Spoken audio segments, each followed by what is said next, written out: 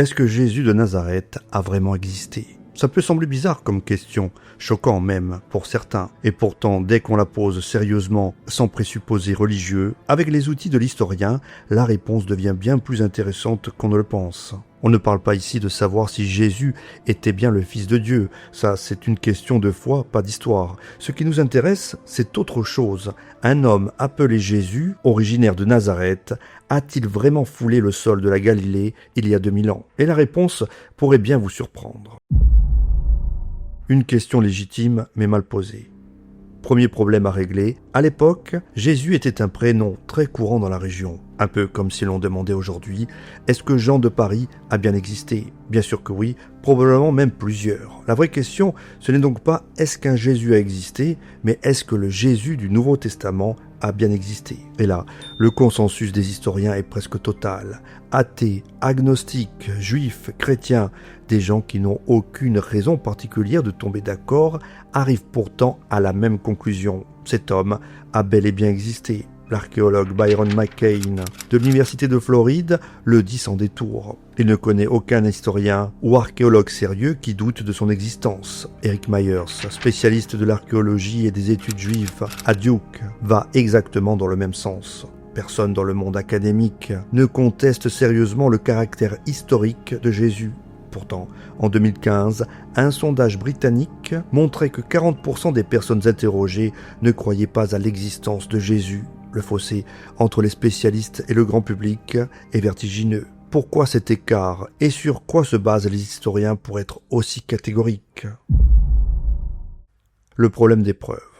Première objection, presque toujours la même. On n'a aucune preuve archéologique directe de l'existence de Jésus. Pas un texte écrit de sa main, pas un monument à son nom, aucun document contemporain qui le mentionne. C'est vrai, mais si l'on prend ce critère au sérieux, alors il faut être cohérent et rayer des livres d'histoire la quasi-totalité de l'Antiquité. Prenez par exemple Ponce Pilate, le gouverneur romain de Judée, l'un des hommes les plus puissants de Jérusalem au 1er siècle. Celui qui aurait, selon le récit, condamné Jésus. Eh bien, son existence n'a été confirmée archéologiquement qu'en 1961, avec la découverte à Césarée-Maritime d'une pierre gravée portant son nom et son titre, la fameuse pierre de Pilate. Avant cette date, les preuves matérielles de son existence étaient plus minces que celles dont on dispose pour Jésus. Réfléchissez 2 secondes. Pilate était un haut fonctionnaire de l'Empire, une figure majeure de la province, et il a fallu attendre près de 2000 ans pour avoir une trace archéologique solide de son passage. Alors, exiger ce niveau de preuve pour un charpentier itinérant de Galilée, c'est appliquer un standard que personne d'autre dans l'histoire ancienne ne pourrait remplir. Bart Ehrman, spécialiste américain du Nouveau Testament, et lui-même athée, ce qui rend son propos d'autant moins suspect, résume bien la situation. Pour cette période et cette région, on n'a quasiment aucune trace archéologique de qui que ce soit. Les mythicistes, ceux qui disent non. Avant d'aller plus loin, laissons la parole à ceux qui contestent, parce qu'il existe bien un courant qui nie purement et simplement l'existence historique de Jésus. On les appelle les mythicistes. Leur thèse, Jésus serait un personnage entièrement fictif, un mythe assemblé à partir de divinités mortes ressuscitées du monde antique, telles Osiris ou Mitra, en fait un mélange d'archétypes du sauveur commun à de nombreuses cultures et d'un peu d'imagination des premiers chrétiens, qui auraient ensuite habillé ce mythe d'une couche d'historicité pour le rendre crédible. Cette thèse a une vraie popularité sur Internet, dans certains documentaires et quelques livres grand public. Et il faut reconnaître qu'elle a une logique séduisante, surtout pour ceux qui abordent le sujet sans formation historique. Mais voilà, dans le monde académique, les mysticistes sont ultra marginaux, pas parce que les universitaires seraient les gardiens du temple, refusant les idées qui dérangent, mais parce que leurs arguments ne tiennent pas l'examen des sources. Les fameux parallèles avec les autres divinités antiques sont pour la plupart des reconstructions modernes. L'idée d'un Mitra ou d'un Osiris mort ressuscité avec ses disciples et son message moral, c'est très largement une projection contemporaine, pas ce que disent les sources antiques sur ces cultes.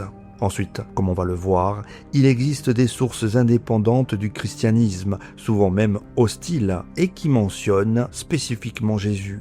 Ces auteurs n'avaient aucune raison de jouer le jeu d'une fiction chrétienne. Difficile dès lors de les expliquer si Jésus n'avait jamais existé. Et il y a un argument que je trouve presque imparable. Si Jésus n'avait pas existé, les adversaires du christianisme, en l'occurrence les autorités juives, les autorités romaines, mais également les polémistes païens, eh bien ces derniers auraient eu 1000 raisons de le crier sur les toits. Or, jamais aucune source antique hostile au christianisme ne conteste l'existence du personnage. On conteste ses paroles, on conteste sa divinité, également sa résurrection, mais pas son existence. Bartherman, encore lui, agnostique et tout sauf un défenseur de la foi chrétienne, est l'un des pourfendeurs les plus virulents des mythicistes. Il leur a d'ailleurs consacré un livre entier dans lequel il démolit méthodiquement leurs arguments qu'il juge fondés sur une méconnaissance profonde du métier d'historien. Cela dit, comprendre pourquoi cette thèse séduit autant le grand public, eh bien c'est une autre question sur laquelle on reviendra. Les sources chrétiennes. On commence par la plus évidente, mais aussi la plus piégeuse, le Nouveau Testament lui-même. Beaucoup vont lever les yeux au ciel. En effet, utiliser la Bible pour prouver la Bible, eh bien ça a tout l'air d'un raisonnement circulaire. Sauf que les historiens ne lisent pas le Nouveau Testament comme un livre de foi. Ils le lisent comme ils liraient n'importe quel autre texte ancien. Ils le croisent avec d'autres sources. Ils traquent les contradictions. Ils repèrent ce qui est vérifiable et ce qui ne l'est pas. Et là, il se passe quelque chose d'intéressant. Le Nouveau Testament contient une série d'éléments que ces auteurs n'auraient probablement jamais inventés s'ils avaient voulu écrire une belle légende. Les historiens appellent ça le critère d'embarras. Un groupe ne fabrique pas spontanément des histoires qui le mettent mal à l'aise. Or, ce genre de passage, le Nouveau Testament en regorge. Les disciples qui se chamaillent par exemple pour savoir qui sera le plus important, Pierre qui renie son maître 3 fois en une nuit, Jésus qui semble parfois douter, qui exprime de l'amertume, qui avoue ne pas connaître l'avenir, et surtout, sa mort sur la croix. Parce qu'à l'époque, finir crucifié, eh bien c'était une honte absolue, une exécution réservée aux esclaves rebelles, aux brigands, à la lie de la société. Pour des Juifs qui attendaient un Messie triomphant, capable de chasser les Romains, annoncer que leur sauveur était mort comme un voleur, c'était un désastre marketing complet. L'historien britannique N.T. Wright le dit très bien, la crucifixion privait le condamné de toute mort noble, préoccupation centrale dans l'Antiquité, et exposait souvent son corps au charognard, plutôt qu'à une sépulture digne. Et honnêtement, personne n'inventerait ça pour son Messie. Et puis, il y a Paul, ces lettres, écrites entre 50 et 60 après Jésus-Christ, soit 20 à 30 ans à peine après la mort de Jésus. Eh bien, ces mêmes lettres mentionnent des rencontres directes avec des gens qui avaient personnellement connu Jésus. Il cite Jacques, son frère. Il évoque Pierre, chez qui il a séjourné 2 semaines à Jérusalem. On n'est pas dans la légende transmise sur des siècles. On est plutôt dans le « j'ai rencontré son frère, j'ai logé chez ses proches ». Détail capital, à cette époque, des milliers de gens auraient pu démentir ces affirmations si elles avaient été fausses. Or, aucun ne l'a fait. Jean le Baptiste, le témoin qu'on oublie. Avant de passer aux sources non chrétiennes sur Jésus lui-même, un détour par un personnage dont on parle peu dans ce débat, mais qui pourtant est central, Jean le Baptiste. Dans les évangiles, Jean est présenté comme le précurseur, celui qui annonce la venue de Jésus, qui le baptise dans le Jourdain et qui sera exécuté par Hérode Antipas avant la mort de Jésus. Important, mais second rôle dans la narration chrétienne. Sauf qu'il y a un truc. Jean le Baptiste est l'une des rares figures du Nouveau Testament dont l'existence est confirmée, et ce sans la moindre ambiguïté par une source totalement indépendante du christianisme. Cette source, c'est Flavius Joseph. Dans ses Antiquités juives, Joseph consacre un passage entier à Jean.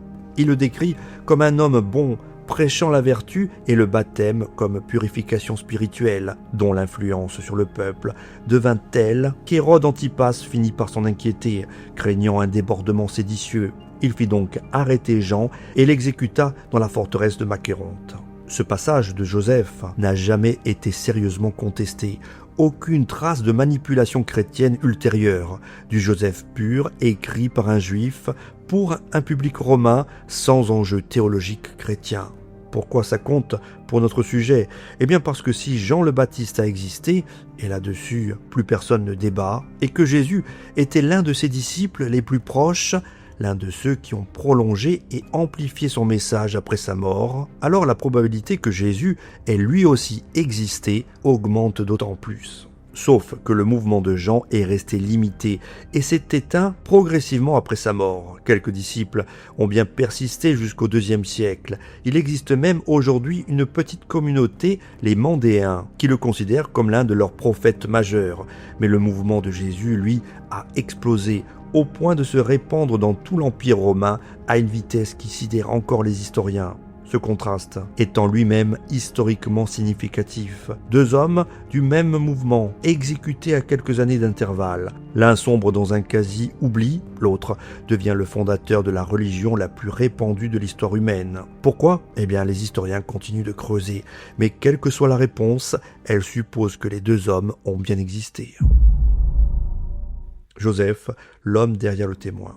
On vient de citer Joseph, mais pour vraiment mesurer le poids de son témoignage, il faut connaître l'homme, parce que sa vie à elle seule est un roman. Joseph naît à Jérusalem vers 37 après Jésus-Christ, à peu près au moment où Jésus est crucifié. Famille de haute volée, sa mère descend de la dynastie hasmonéenne, les anciens rois de Judée. Son père, quant à lui, est prêtre juif. Enfant prodige, il maîtrise les principales écoles de pensée du judaïsme avant ses 20 ans. Quand éclate la grande révolte juive contre Rome en 66, Joseph se retrouve aux commandes des forces juives en Galilée. Il a une trentaine d'années. Les Romains sous Vespasien assiègent la ville de Jodfat pendant 47 jours avant de la prendre. Joseph et une quarantaine de soldats se réfugient dans des grottes pour échapper à la capture. C'est là que l'histoire devient franchement bizarre. Plutôt que de se rendre, le groupe choisit de mourir. Mais le suicide étant interdit dans la tradition juive, il trouve une parade. En l'occurrence, un tirage au sort en chaîne, où chacun tue le suivant jusqu'au dernier. Joseph participe au tirage, et soit par chance phénoménale, soit, comme certains historiens le suspectent, grâce à un petit coup de pouce de sa part, il se retrouve parmi les deux derniers survivants. Face à l'autre rescapé, il finit par le convaincre qu'il vaut mieux se rendre que mourir. Capturé, amené devant Vespasien, il joue sa dernière carte. Il prédit au général qu'il deviendra bientôt empereur de Rome. Vespasien, flatté, le garde en vie comme esclave personnel. 2 ans plus tard, la prophétie se réalise. Vespasien devient effectivement empereur. Joseph est libéré, il obtient la citoyenneté romaine et passe le reste de sa vie à Rome sous la protection de la famille flavienne, d'où son nom latinisé, Flavius Joseph. Il consacre alors ses dernières décennies à écrire. La guerre des Juifs est aujourd'hui considérée comme l'une des sources les plus précieuses sur cette période, et les Antiquités juives, son autre œuvre majeure, retrace l'histoire du peuple juif depuis la création jusqu'à son époque. C'est justement dans ces Antiquités qu'il mentionne Jésus. Et voilà pourquoi ce témoignage est si précieux. Joseph n'était pas chrétien, il n'avait aucun intérêt à défendre le christianisme. En tant que juif rallié à Rome, il avait même plutôt intérêt à minimiser l'importance d'une secte qui faisait des vagues. Il écrivait pour un public romain cultivé et sceptique, et pourtant il mentionne Jésus à 2 reprises comme un personnage dont l'existence ne fait visiblement aucun doute. Robert Van Voorst le résume très bien. Si quelqu'un avait été en mesure de savoir que Jésus n'avait jamais existé, c'était bien Joseph, né à Jérusalem au moment des faits, issu de l'élite religieuse juive, parfaitement informé de l'histoire récente de son peuple. Le fait qu'il ne dise rien de tel et qu'il mentionne au contraire Jésus de façon factuelle pèse très lourd dans la balance. Les sources non chrétiennes. Avec ce contexte en tête, revenons aux sources elles-mêmes, par exemple celle de Tacite, Publius Cornelius Tacitus, considéré comme le plus grand historien romain. Né quelques décennies après la mort de Jésus, certainement pas chrétien, il qualifie le christianisme de superstition pernicieuse. Dans ses annales écrites vers 115 après Jésus-Christ, il évoque les chrétiens persécutés sous Néron, et il écrit noir sur blanc que leur fondateur, Christus, a été exécuté sous le règne de Tibère sur ordre de Ponce Pilate. Pour mesurer la portée de ce passage, il faut le replacer dans son contexte. Juillet 64. Un incendie ravage Rome pendant plusieurs jours. Quand les flammes s'éteignent, 10 des 14 quartiers de la ville ont été touchés. La rumeur court que Néron lui-même aurait commandité l'incendie pour raser de vieux quartiers populaires et bâtir à la place son palais démesuré, la Domus Aurea.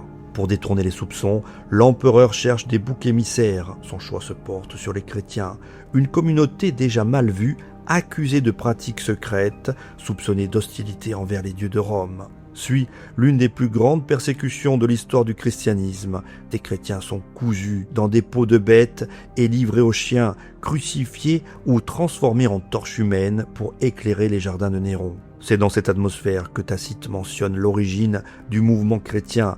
Il ne fait pas de propagande, au contraire, il essaie d'expliquer d'où sort cette secte qu'il méprise. Et au passage, il confirme 2 éléments centraux. Jésus a existé et il a été crucifié sous Pilate. Ce qui rend ce témoignage particulièrement solide, c'est la position de l'auteur. En tant que sénateur, Tacite avait accès aux archives de l'Empire.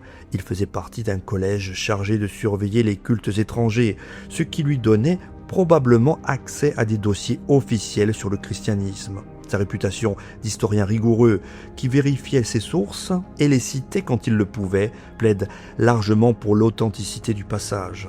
Autre source, comme on l'a cité tout à l'heure, Joseph. On a déjà présenté l'homme. Penchons-nous maintenant sur les textes. La première mention dans le livre 18 des Antiquités est la plus connue et la plus discutée. Telle qu'on la lit aujourd'hui, elle affirme que Jésus était le Messie, qu'il est ressuscité le 3e jour. Bref, des formulations qu'un juif non converti n'aurait jamais pu écrire. La quasi-totalité des historiens s'accordent. Le texte original a été retouché par des copistes chrétiens au fil des siècles. Mais, et c'est crucial, quasiment aucun chercheur sérieux ne pense que le passage est une invention totale. Le style, le vocabulaire, la syntaxe correspondent bien à Joseph. Et surtout, une version arabe du texte datant du Xe siècle et apparemment copiée sur un original moins altéré donne une version beaucoup plus sobre. Jésus y est décrit comme un homme sage, condamné par Pilate, dont les disciples ont continué à le suivre après sa mort, sans la couche théologique chrétienne. La seconde mention, livre 20, est tenue pour authentique sans réserve. Joseph y évoque l'exécution de Jacques, le frère de Jésus, qu'on appelle le Christ, une référence incidente glissée au détour d'un récit sur l'abus de pouvoir d'un grand prêtre. Exactement le genre de remarque anodine qui passe entre les mailles des manipulations, car généralement, on ne falsifie pas une note de bas de page. Les autres sources. Au-delà de Tacite et Joseph, d'autres voix antiques méritent d'être citées. Il y a également Suétone, historien romain, qui dans sa vie des 12 Césars mentionne que l'empereur Claude expulsa les Juifs de Rome à cause de troubles fomentés par un certain Chrestus. L'orthographe désigne très probablement le Christ, même si l'ambiguïté du texte empêche d'en être totalement sûr. Il y a également Pline le Jeune, qui dans une lettre à l'empereur Trajan vers 112, décrit les chrétiens comme des gens chantant des hymnes au Christ comme un dieu. Preuve qu'à cette époque, un nombre déjà significatif de personnes croyaient en l'existence d'un fondateur bien réel. Il y a également Mara bar Sérapion, philosophe stoïcien syrien, qui dans une lettre rédigée depuis sa cellule vers 73 après Jésus-Christ, compare la mort de Jésus, sans le nommer explicitement, mais la référence semble limpide, à celle de Socrate et de Pythagore. 3 sages injustement exécutés par leurs contemporains. Aucune de ces sources n'est décisive, prises séparément, mais ensemble. Elles forment un faisceau de témoignages convergents venus de milieux très différents, qui tous tiennent pour acquis que Jésus a bel et bien existé. Voilà, la question « Jésus a-t-il existé ?» est en réalité l'une des questions les mieux résolues de l'histoire ancienne, du moins pour ce qui concerne l'existence d'un homme réel. Ce qui reste ouvert, débattu, passionnant, c'est tout le reste. Qu'a-t-il vraiment dit? Qu'a-t-il vraiment fait?